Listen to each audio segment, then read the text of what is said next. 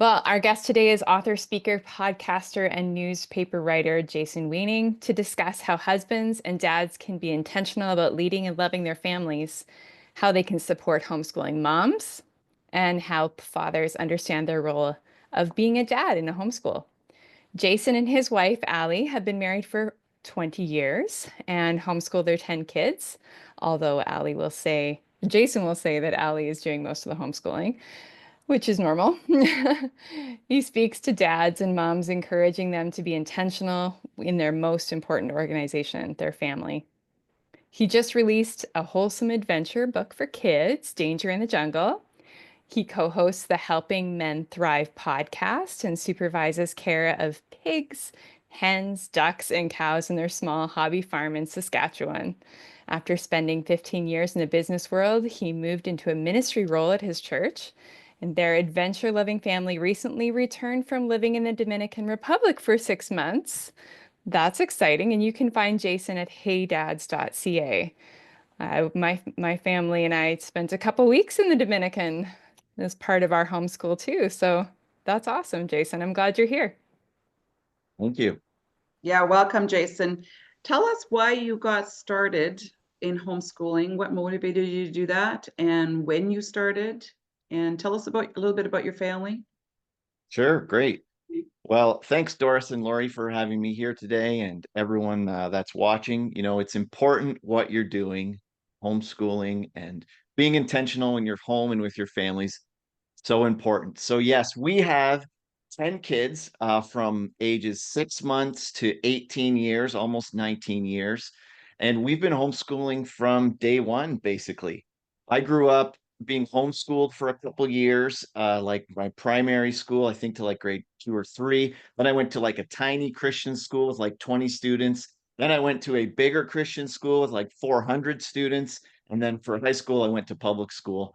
And so I've kind of seen the spectrum of educational opportunities for our families. And so my wife, she went to college. We're from Ontario. We just moved to Saskatchewan a year ago, but she went to college to be a EA, an ECE, sorry, early childhood education. And she worked at an ACE school for about 2 years, accelerated Christian education. Some of you might be familiar with their curriculum and things. So she did that for a couple of years before we got married, and then we got married and started having kids and talked about the educational options that we had, and talked to lots of people about what was happening, observed what was happening. And so this was 15 years ago, I'm going to say, when we started. So when our oldest was around 5, and we just felt like homeschooling was the right choice for us. We read a bunch of books.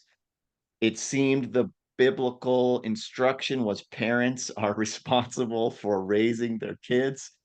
And we jumped into that. So I say we, but yes, my wife Alli is she's out somewhere. If you hear screaming and yelling, that's probably another rip roaring day at homeschool going on in the other part of the house here. But yes, so we've been doing it for about 15 years.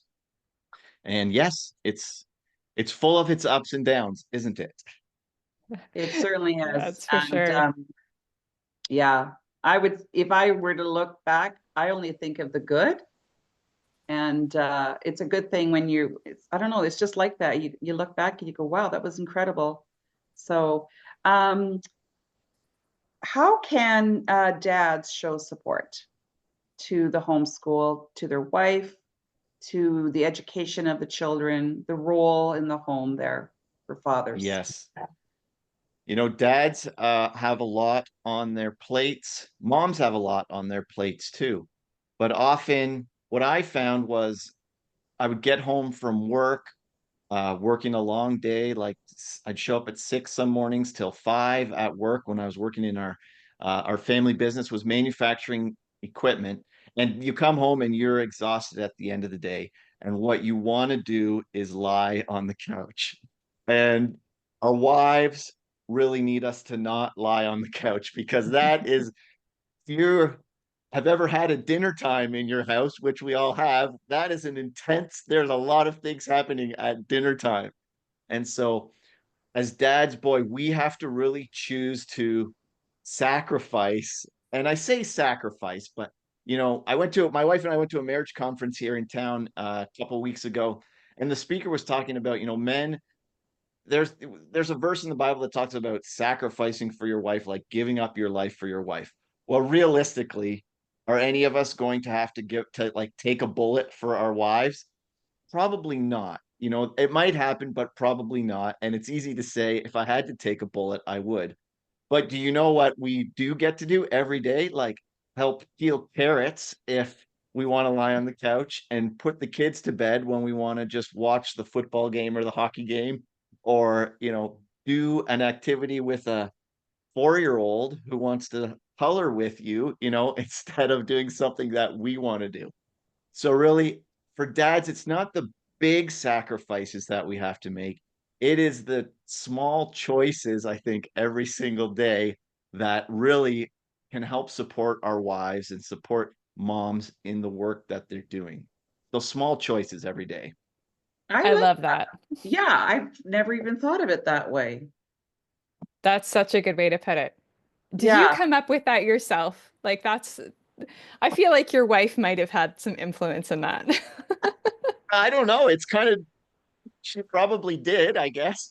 She's got great influence on me, but that's really what it is. And I've heard a few people say it, so I don't think I can say I came up with that myself. It is the small things. Yeah, absolutely. Yeah. Yeah. Now you have a presentation you want to walk us through, right? Do you want to go ahead Sure, and start that? I'll Okay. share my screen here. We'll take a couple clicks to do that. And see some ideas on how dads can support moms. So you probably have my full PowerPoint screen right now. I'm just going to go to slide presentation, and you should have the slide now with the happy campers on it. That's a beautiful family you have. Yeah, So gorgeous. it is a beautiful family. Thank you very much. But let's just look at this picture for a second, because as homeschooling moms and dads, we often feel pressure like to have the perfect family. And I totally stole this from Todd Wilson. So our most recent YouTube video, I think, is my interview with Todd Wilson that I did at the Saskatchewan homeschool conference earlier this year. And he talks about this, like, we see these families like, look, they're so beautiful, they're so happy, they're so clean, they're not picking their noses. Well, we have a little baby here that's just screaming her head off, not a happy camper number one that I'm holding. And if we look at her big brother on the other side of the picture, he's holding his little sister's hands very begrudgingly. He did not want to hold her hand. He did not want to be in this picture. He almost has a smile here, but this was a difficult thing to get us all together. So I just want to say to you, if you are an imperfect and normal family, there's actually a ministry in the States called Imperfect and Normal Families Only. That's what we are. We're imperfect and normal families. And just because, Doris and Lori and I are talking about some ideas and some things here, maybe Doris and Lori have all the answers, but I do not have all the answers. We are imperfect, normal. Literally, like an hour before this call, I was apologizing to my 17-year-old daughter for getting angry at her last night. So let's just get that off the table first. We are imperfect, normal families, and oftentimes we have not happy campers in our family pictures. So don't pressure yourself to think that everyone else has it all together. We'll get into that in a second here. Our podcast, my friend Ryan and I started a podcast YouTube channel a few years ago called Helping Men Thrive. We just in our own personal lives saw lots of dads and men that were really crushing it at work and not crushing it at home, and just seeing our friends getting separated and divorced. And it's hard, don't get me wrong, it's hard when you're running a business or you're working for a company, and your family as well. There are lots of things to consider, but we just wanted to encourage men to be intentional in their most important organization, and that's not our companies or our ministries or our churches or our work. I'm in my home office here. It is under our own roof in our own home. So dads and moms, be intentional in your most important organization. Okay, we'll get to some statistics here. These are actual stats. I did not make this up, from the National Home Education Research Institute. No shock probably to any of us, but who does most of the homeschooling? I think Lori said it in her introduction. Moms do most of the homeschooling, like 88%. Dads do about 10%, maybe even less. Maybe some dads do more. But my question when I saw this was, who's doing the other 2%? Like, is that the big sister? Is that the neighbor down the street? Is that God? Who's doing the other 2%? There's a 2% mix here. But the point is that, yes, moms, probably lots of moms watching this, thank you for all the effort that you put in. And moms traditionally are doing a lot of the homeschooling on their own. So on our podcast on one of our earlier episodes, we interviewed a dad of 11, and we asked him, do you have any parenting tips for us, homeschooling or parenting or whatever? And this is what he had to say. So I want to encourage you. It's a little video clip here. Let's see what this dad of 11 has to say about parenting and homeschooling. What was his like top tip? Probably one of the most important things that I would say is, and I just did a parenting series, would be it has nothing to do with parenting. But the most important thing that I could convey to any set of parents is to make sure that you pursue your relationship with your spouse. That is, outside of your relationship with the Lord, that is the most important relationship in your house. You need to have date nights. You need to spend time with each other. You need to sit on the couch and in the afternoon. We've done this series before in our past where they emphasize couch time. So I come home from work and we normally are overwhelmed with kids and we kind of turn all of our attention there. But the most important relationship is with your spouse, whether it be your wife or your husband. I don't know if any of you can relate to that. I think Doris mentioned it when we were before the call, like the overwhelm when you get home and just that time of day. But the most important thing that we can do, I believe, as parents and as husbands and as wives, is to put that time in with our spouse and prioritize that relationship. I heard my dad say many times over my lifetime, how important it is to show affection to my mom. And he would come home from work. Before he would say hi to us, he would give her a kiss and give her a hug. And don't get me wrong, they weren't perfect and their marriage wasn't perfect, but he always would tell us, love your kids' moms, love your wife. I love your mom. And he just kind of instilled that and that idea that one of the most important things we can do for our kids is to love our spouse. And part of that, we already kind of touched on it, is those small sacrifices. So dads, if you're watching this, boy, I just want to encourage you to do those small things when you don't want to do it, doing the dishes, helping fold clothes, all those little things around the house. Yesterday I was done work and I work from home, but it was around 5:30. I finished up what I was doing and I just wanted to go outside and like go for a walk, maybe take some kids and fiddle around, not really do anything that mattered. But maybe because I was getting ready for this, I was like, maybe my wife wants me to do something. So I just asked her, hey, hun, is there anything outside that you want me to do while I'm going out? We just had a huge windstorm here over the weekend and we had a bunch of trees and branches down. She's like, well, you did go play with the chainsaw the other day and chopped up all these branches all over the yard. So if you could go out and clean up the branches, that would be important to me. So that worked for me. That's kind of a fun outside thing to do. And I roped in some kids to help me and some helped and some didn't help so much, but we got some branches cleaned up. So I think it's just like constantly being aware and asking our wives, hey, what can we do to help you? And then when she tells us the answer, to like go and do that thing. So just loving our wives and doing that. Any thoughts on that, Doris and Lori? You're homeschool moms. You've gone through things. What are your thoughts on that? Well, I was just thinking about the task about getting some kids to go with you out there. And I know not all kids always want to just drop everything and go do a chore for mom or dad or with mom or dad. How do you do that with your kids to get them to like go with you out of the house? It gives mom some space. It gives her a bit of a break. There's less children around, so suddenly the day's a little easier. How do you get them excited to go out with you to go do something, whether it's not just necessarily picking up the branches, but something else? That is a great question. As a dad, because they carry some other way of authority that we really, really value as moms and as women.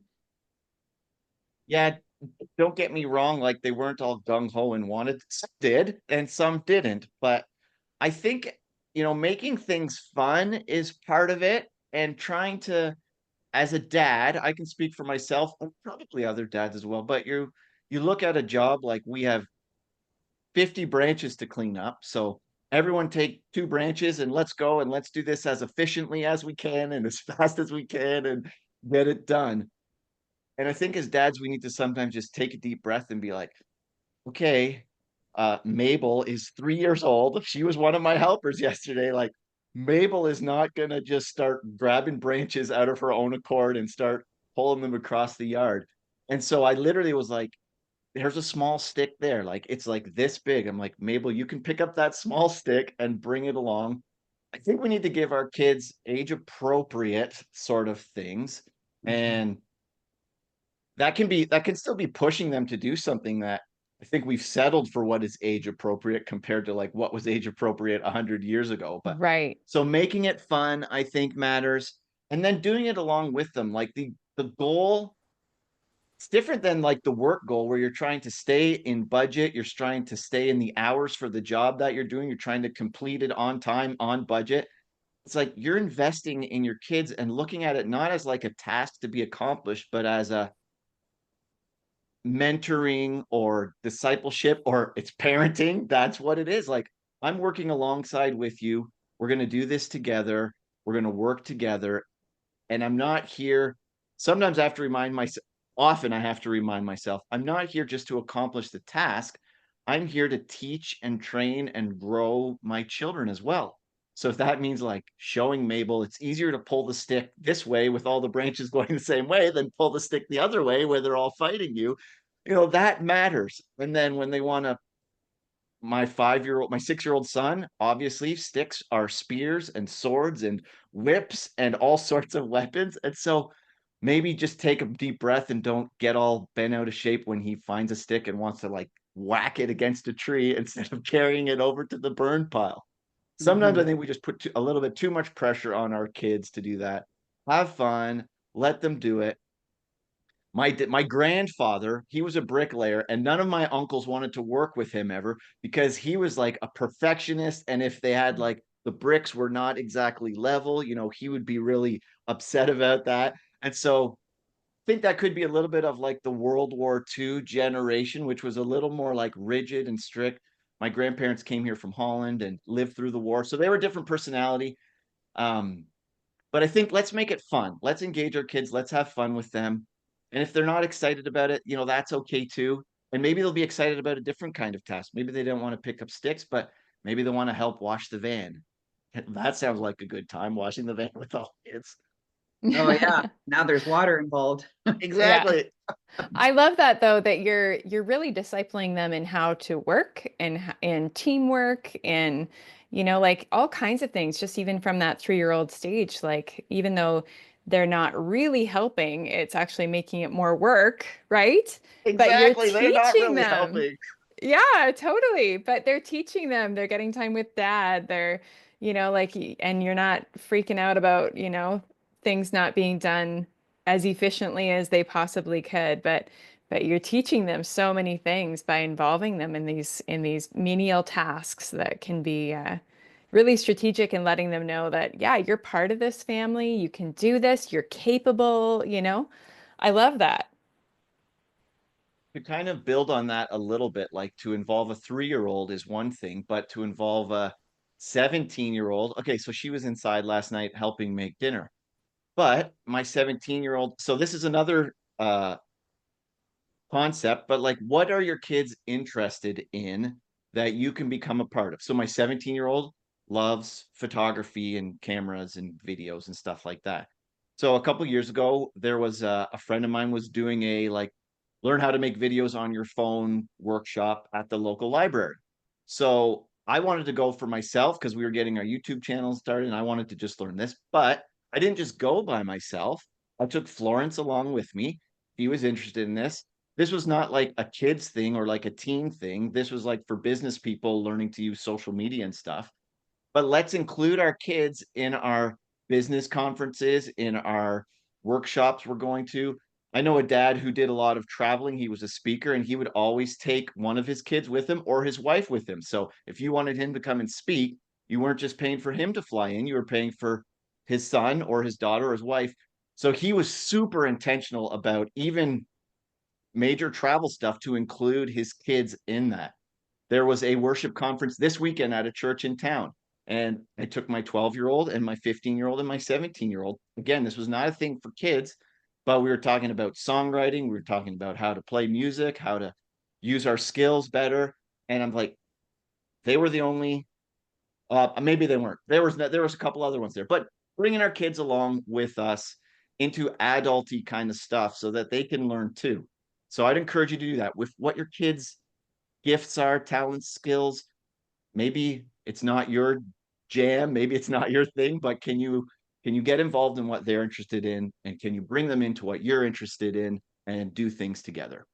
Yeah, absolutely. And I even love that, like being able to know what your kids are geared towards and be able to equip them more for that too. Like we've got one daughter that's fairly mechanically minded. She's strong. So she's the one that's often helping my husband with things that she just wants to be capable. And then my other one is just, you know what? She's better in the kitchen. She's better doing some other things, but he tries to involve both of them from time to time so that they can both be capable in those ways. And so do I. So just being able to see the potential in your kids and equip them for life. Some of these skills, like if you're doing a plumbing job, well, get a few kids in there, right? Because it's good for them to see these kind of things from a young age. Absolutely. Lori, we had like go ahead.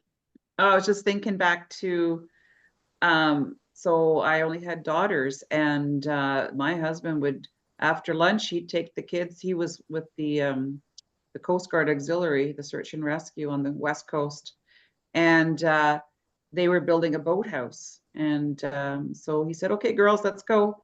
And his energy. So I think that whole energy and excitement of either parent of making it adventurous and fun and rewarding. He'd say, "Okay, girls, let's go load up the flat deck trailer with wood that he lumbered and sawed, and then it was ready." And then they had to haul it off the trailer down the plank down to the dock.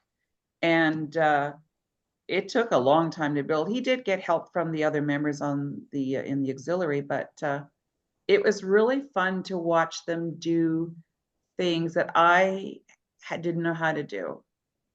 And now they're in their 30s, and now they know they know what tools look like. They know what the tool does and how to use it. And they're not shy or like, "I don't know how to do that. I can't do that." They know how to do stuff. And do you have to be good at everything? No, because we don't love everything. Even though I know how to cook, do I love it? Not really. I'd rather bake. That I love. And so it's equipping. That's the really key thing. And expecting what they can do, because sometimes we think, well, they're 17 or they're 16 or they're 13. They don't know how to do this yet, and I'll just do it myself. Well, we're not enabling them to become well-rounded adults later by not giving them the opportunity to at least be around you and to try, or to hold something while you're screwing something, attaching something. All these little things, they all add up for later. And it's pretty cool to see the fruit later on in all the effort that happened in the earliest years. Yeah, and Doris, you're seeing that now now that your daughters are grown up and they're using some of those skills. And what you said about, we don't have to be an expert at everything, but they could hold the board while you're screwing it or whatever. And Lori, what you said about your one daughter's a little more mechanically inclined, I think is what you said, and fiddling around. We had to tie in those two thoughts together. We are out in the country here, so we have a Starlink internet satellite out in the yard. And so if my internet dies, maybe one of the kids was out in the yard and knocked it over. But my internet died the other day, and I'm like, oh, did something get unplugged? So I did some searching around to see what had happened. And my 10-year-old son, like your daughter, Lori, he's mechanical. Anything with like a button or like a lever or a gear on it, like he wants to take it. There's all kinds of disassembled bikes all over our yard that he's just taking apart. Anyways, our internet died. I'm like, what happened? I found out our brand new puppy had chewed through my internet cable out in the yard. So Oh this was more no. than just a unplug and fix. But I said to my tech crew, okay, boys, do you think we can fix this cable? So the boys they're 10 and 12. They scattered to the shop to get pliers and wire strippers. And like, I forget which one of you said it, but instead of doing it yourself, I could have probably done it myself, but I gave the boys the tools and they stripped the wires. There's 8 tiny little wires in this internet cable, and they put them apart and then stripped them and then duct tape or electrical tape them back together. And we got our internet working. And then I ordered a spare cable so that if it happens again, it will be a quick fix. But that's a Mhm. great example. I think that ties in what you both were saying there. You don't have to be an expert at stuff, but put things in their hands and try it. And I didn't know if we'd be able to fix it or not. And the boys literally did all the work. They took it apart, they put it together, they spliced it together. And yeah, we got to give our kids those chances to help in real life situations in areas of their strength, and sometimes even not in areas of their strength. Yeah, that's good. Before we move on to talking about your book, which I do want to bring up, what are some of the small things? We're just going to go back to supporting your wife. When you were talking at the beginning about how you support your wife for the small things, could you give us some examples of some small things that you've done that have been noticeable by your wife? And that sometimes we just need ideas. Sometimes men just need to know what it is. We're very opposite. We try our whole lives to figure each other out. And it's an ongoing thing. I think the Lord knows all about that. And so, yeah, what have you done to make the changes? All right. Well, I have done some of these things. I literally have a list of like 25 small things that we can do to help our wives. So I will just go through the list. Like I already said, like peeling carrots, like helping with meal prep kind of jobs, setting a table, washing dishes. That's super practical. Helping clean the bathroom, cleaning a toilet. That is super practical. This is something that I didn't even know was a thing.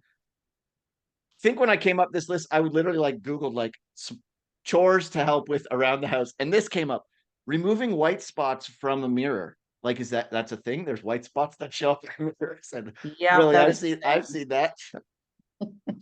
So that white when you're done washing your face and brushing your teeth in the morning, wipe down the mirror. Have I ever done that? I don't think that I have, but there's something that's on the list. Taking out the garbage, that is something that I have done. Usually, though, it's when I'm asked to do it. So not only are there things to do, but can we as husbands take the initiative and see the things that have to be done? In our old house, it was a 2-story house, and I would walk up the stairs, and sometimes there would be like a pile of folded clothes just sitting at the bottom of the stairs. And I was like, how did these get here? And what are they doing here?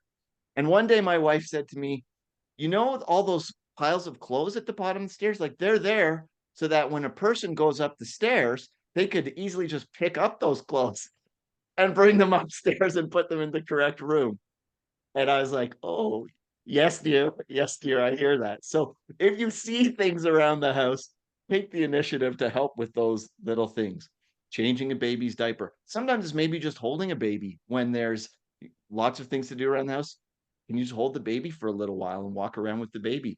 Taking the kids for a walk. This is one that I've done a lot. Like you just said, Doris, a few minutes ago, to give her a little bit of a break, go outside, walk down the road. It's free. You don't have to prepare anything. You have to help a few kids get their shoes on, probably, and find their shoes and find their socks. So yeah, it becomes a bit of a task, but take your kids out for a walk. Like such a simple thing, but something that will give your wife a little bit of time to herself, hopefully, and just to rest and relax.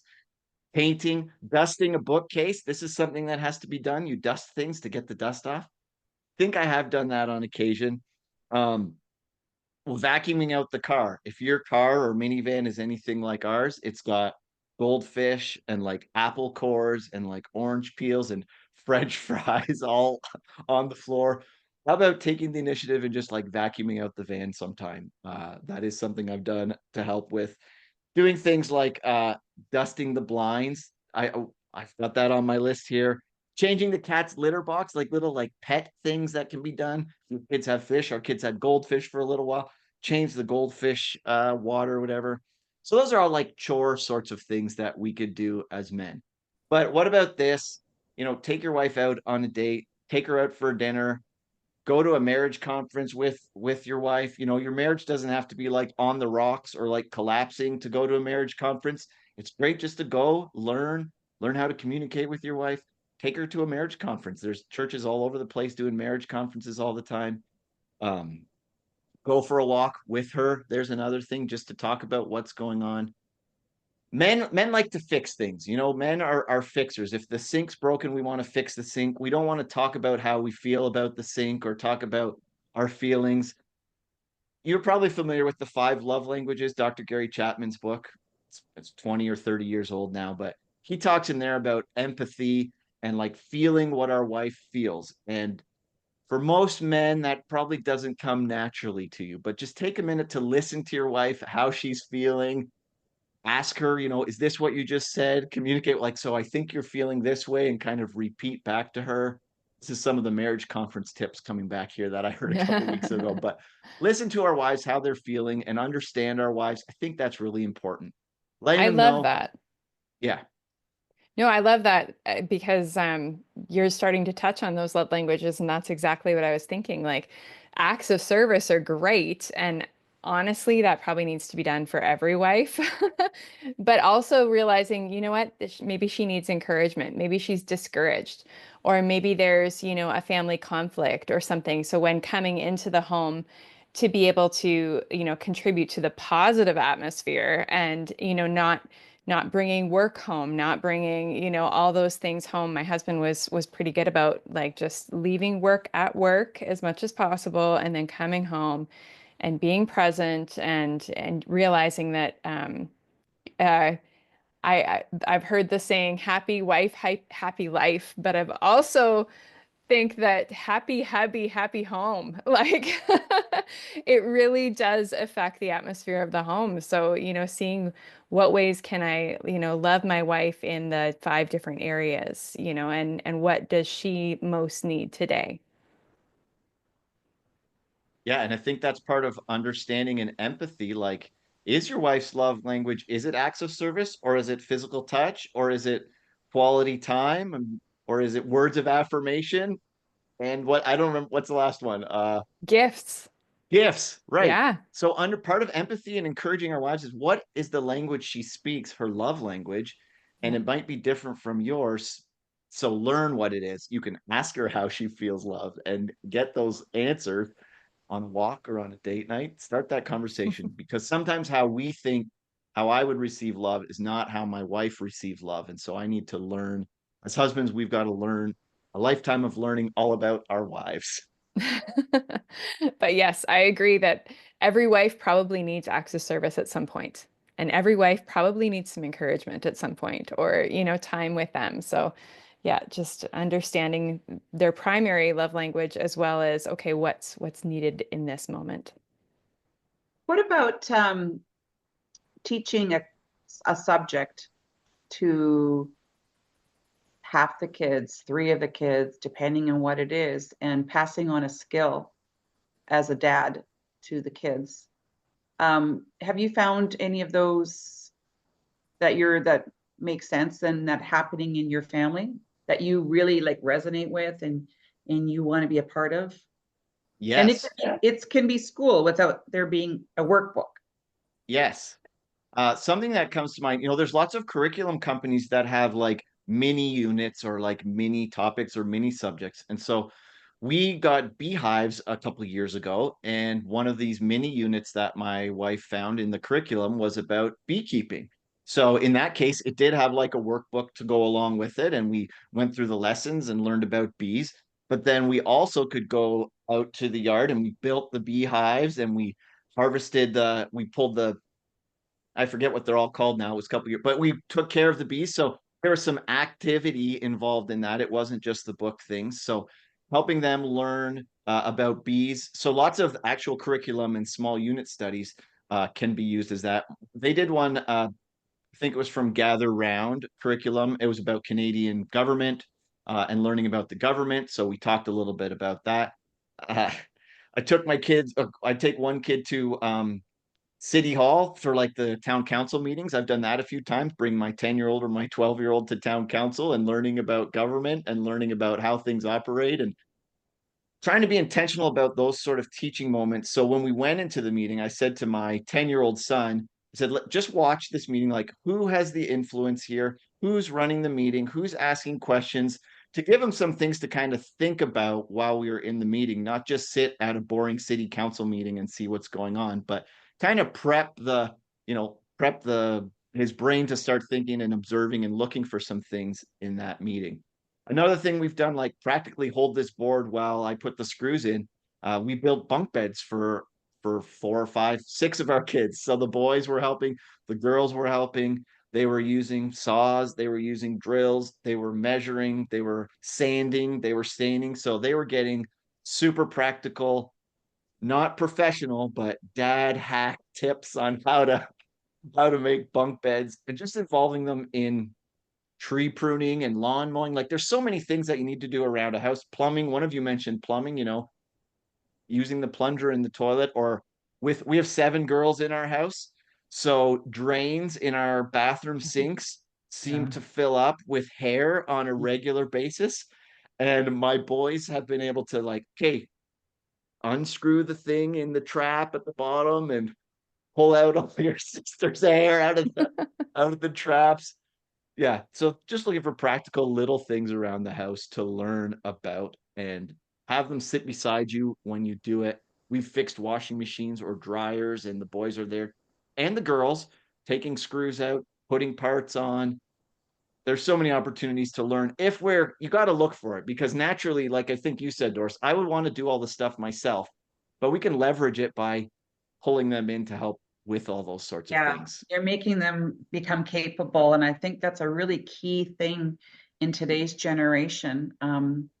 I remember a friend of one of my daughters, she was going to the public school, and an amazing kid. And we were making cookies, and this girl was in grade 11. And she said to me, I've never made cookies. And to me, that's something you do like in grade 2 and 3 already with your kid, or even earlier, like they can start mixing or something, right? And I realized then, and that was a while ago, and I see it even now, a lot of kids are not very capable for the very basic things. And it's so important to have them come alongside us and work with us, show them how to do things. And I think what you're doing with your kids is just fantastic.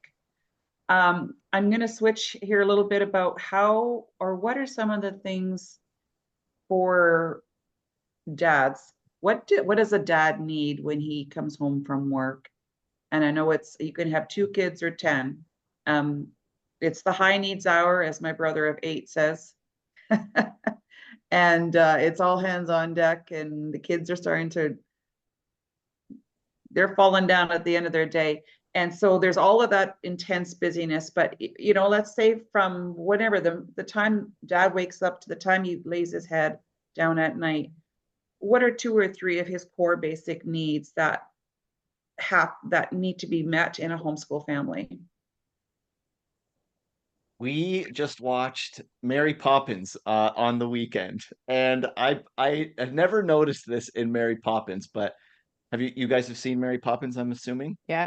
So in Mary Poppins, you have Mr. Banks. Mr. Banks, he works at the bank and he works hard all day, and his kids go to the bank with him and cause a run on the bank, and it creates a big disaster.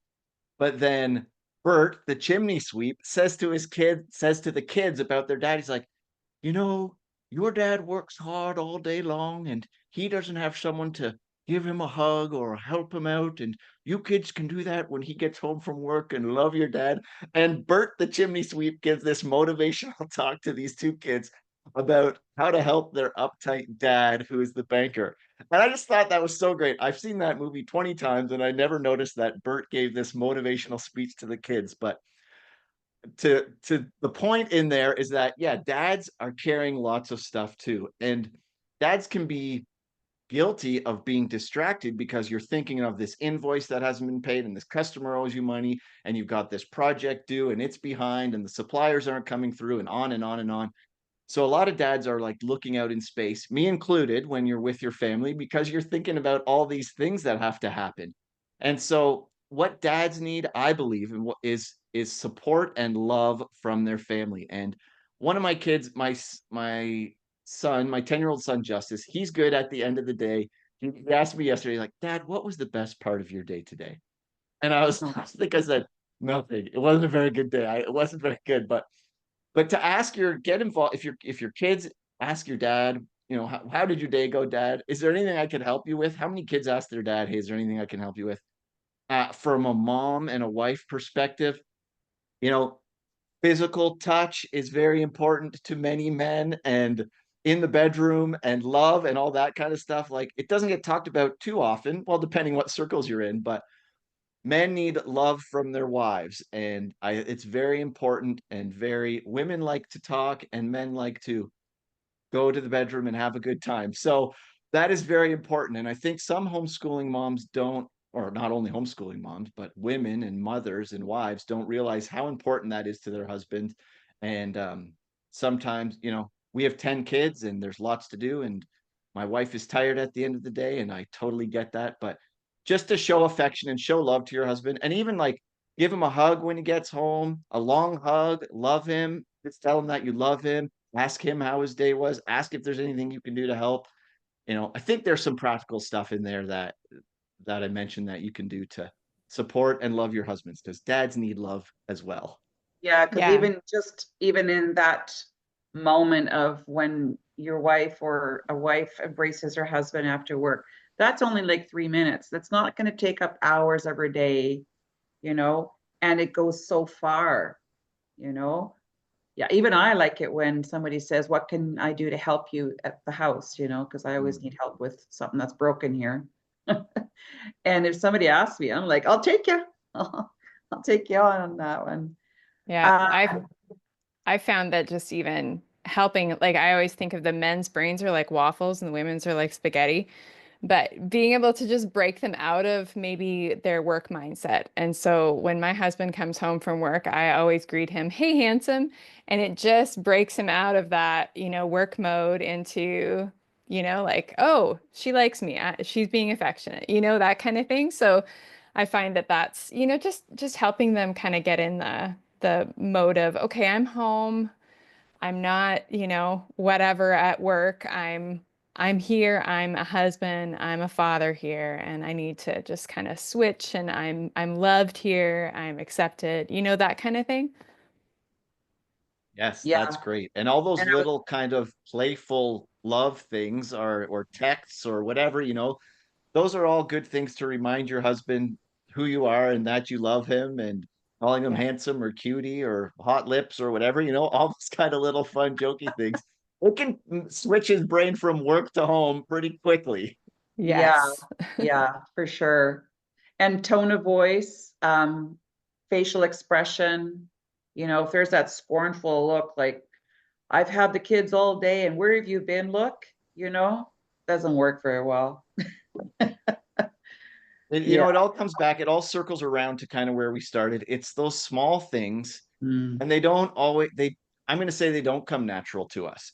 Our natural tendency is to be selfish. So we, husbands and wives, like, we need to just be doing our best to look at how we can serve our spouse and love them and sacrifice for them, and constantly have to remind ourselves, don't be selfish, don't be selfish, don't be selfish. Love Yeah, Alli, love Alli, love Alli, love Alli. My wife's name is yeah. Alli. So I think us women, same. We constantly have to remind ourselves of our roles and Yeah. how to support husbands as well.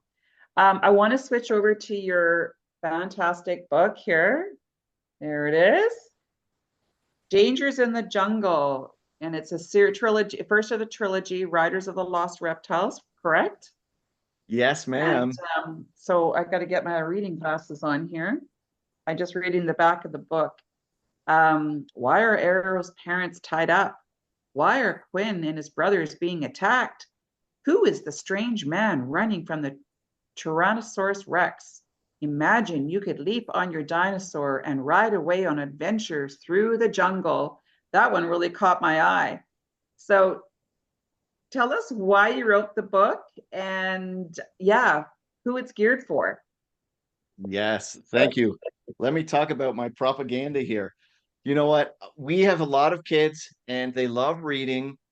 We are always looking for new and good books for our kids to read. And they've read, like Focus on the Family has the Imagination Station books. They've read a bunch of those, and they've read the old Hardy Boys books. And they've read lots of books, but we're always looking for new books. And if you've ever walked through like Chapters, Indigo, or the bookstore looking at like this 8 to 12-year-old kind of age group books, boy, you see a lot of vampires and you see a lot of witches and you see a lot of like horror teddy bears is the latest thing, and it's just like, I think we can do better for our kids. And so about 2 years ago, I started writing this book. I knew my kids, I wrote it with my boys in mind. And I looked at it like my competition is not other books, but my competition is like Xbox and PlayStation and all these like high activity, like adventuresome things, technology, phone, YouTube. So I needed something that was going to keep their attention. So I wrote this book with short chapters, lots of adventure, boys doing exciting things. And then I also wanted to have dads and family as part of this. And so kind of in my head, I pictured Hardy Boys and Jurassic Park and Indiana Jones. Those were the three kind of things I was trying to put together for my book here. And so it is about, yes, it's about two teenage boys and they ride dinosaurs. One of them rides a Triceratops and the other one rides a Lambeosaurus. There's lots of dinosaurs. And so kids love dinosaurs. Wanted to put that in my book, make it exciting, full of adventure, but also to inspire kids towards mentorship, towards relationship with older men, to learn from them. And so that's a big theme in the book, is young men and older men doing things together and learning and growing together. That's wonderful. Yeah, I just started reading it and I actually ordered a couple of books and gave one to my daughter last night to start reading to her kids. And I noticed your chapters are nice and easy to read. They're not long. So that keeps their, I guess, the attention span of somebody who isn't, sitting still perhaps, or yeah. Did you have that in mind when you wrote it? Absolutely. So when I was kind of testing reading it to my own kids, my 6-year-old boy, the key for me was when I would finish a chapter when I was putting to bed and be like, no, no, no, keep reading, Dad, keep reading, Dad. I was like, okay, I think I'm on the right track if he keeps asking me to read more.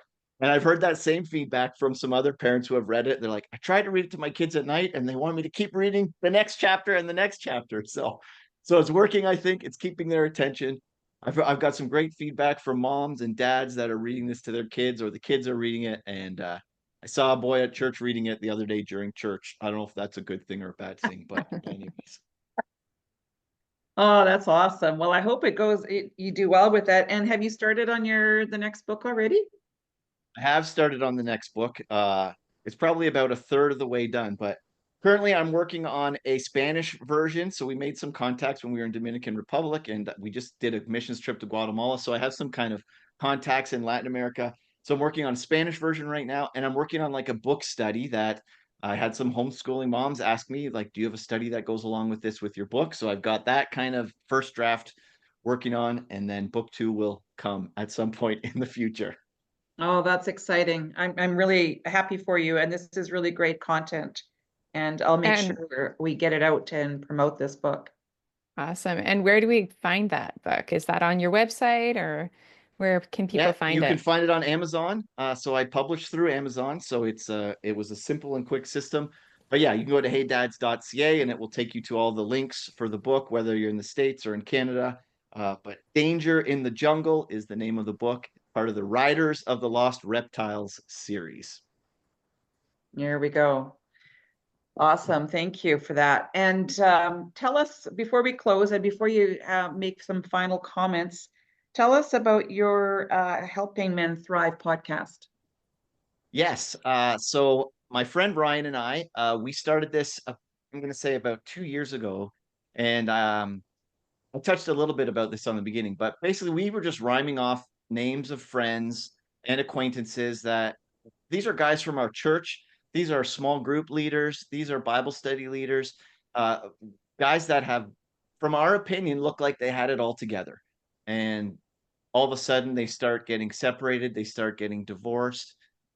And we're like, can we do anything to help these guys? They're our friends. They're our brothers. They're guys in our communities, in our churches, at our work.